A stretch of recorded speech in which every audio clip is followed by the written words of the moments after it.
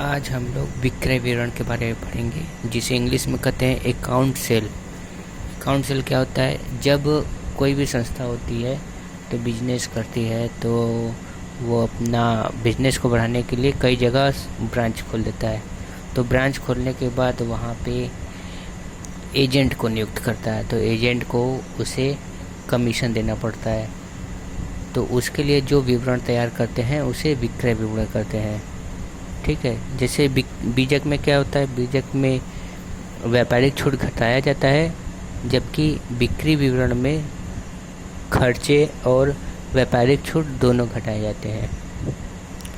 विक्रय विवरण तो आप लोग को समझ में आ गया होगा कि विक्रय विवरण होता क्या है। अब इसके उद्देश्य देख लीजिए क्या होता है, यह महत्व।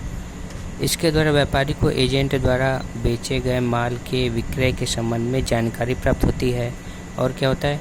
इसके द्वारा व्यापारी को एजेंट के पास शेष बचे हुए माल के संबंध में भी जानकारी हो जाती है। इसके द्वारा व्यापारी को माल के संबंध में बाजार मूल्य का ज्ञान हो जाता है। व्यापारी को माल के संबंध में एजेंट द्वारा किए गए व्यय का भी पता लग जाता है। व्यापारी इस विवरण के आधार पर अपनी लेखा पुस्तकों में लेखा करता है।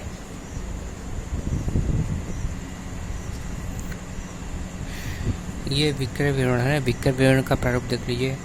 विक्रय विवरण के प्रारूप में क्या रहता है? सबसे पहले नाम रहता है, एक तरफ तार का पता, फिर दूरभाष, दूसरे साइड दिनांक रहता है,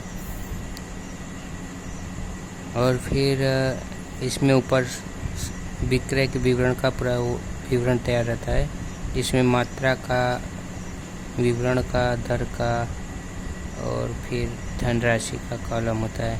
मतलब 5 कॉलम, 1 2 3 4 5, ठीक है, 5 कॉलम होता है। ये भी बीजक के ही तरह एकदम तैयार होता है, जैसा विक्रय विवरण है, एक ही तरीके से तैयार होता है।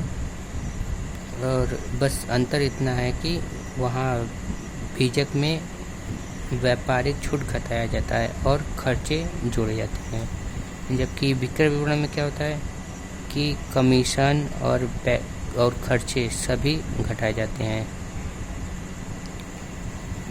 और विक्रय विवरण में 2 तरीके के कमीशन मिलते हैं। पहला कमीशन होता है एजेंट को मिलता है कि वो जितना माल बिकाएगा उस पे एजेंट को मिलता है। लेकिन दूसरा होता है परिशोध कमीशन। परिशोध कमीशन में क्या होता है कि जितना एजेंट, जब कभी कदार ऐसा होता है कि मालिक कोई सामान नहीं बेच पाता है, तो अपने एजेंट को बिकवाने को कहता है, और वही बिकवाने के लिए जो एक्स्ट्रा उसे पैसा मिलता है वही परिशोध कमीशन होता है। जैसे कि मालिक वसूल नहीं कर पाता है, तो इसमें वसूली का पूरा भी जो भी नुकसान होगा तो एजेंट को देना होता है। अगर उसे नहीं वसूल कर पाता है और वसूल कर लेता है, तो उसी पर उसको परिशोध कमीशन मिलता है।